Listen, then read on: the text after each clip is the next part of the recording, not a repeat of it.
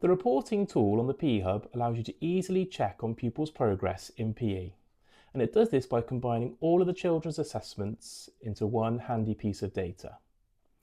So as you can see, I have my Year 1 class assessment open, and I've got Year 1 Attack, Defend, Shoot and the Year 1 Dance unit.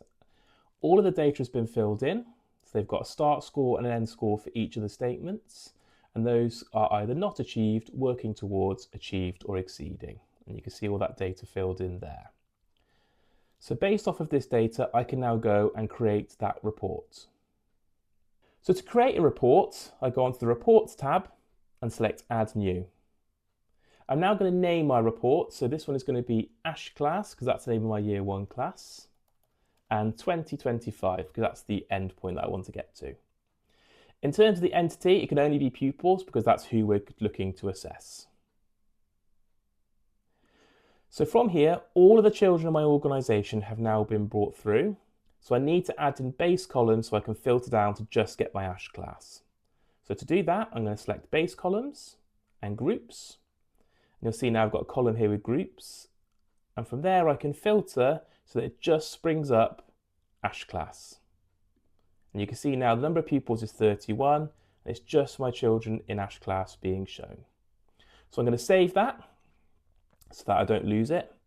And now what I'm going to do is I'm going to add in the next base column, which is going to be their assessment.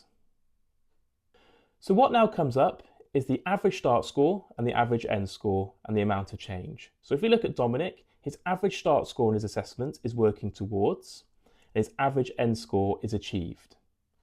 That's the same as Cedric. However, they've got a different amount of change between their two scores. So if you look at it in the change column, Dominic has actually made more progress than Cedric through his assessments, because his is +1, whereas Cedric's is just plus 0.78.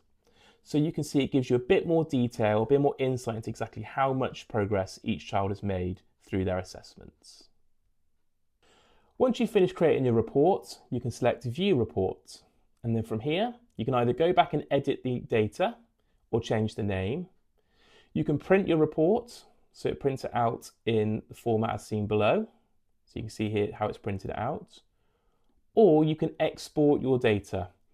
And in this way, you can export it as a CSV or a spreadsheet that then can be saved in the relevant file.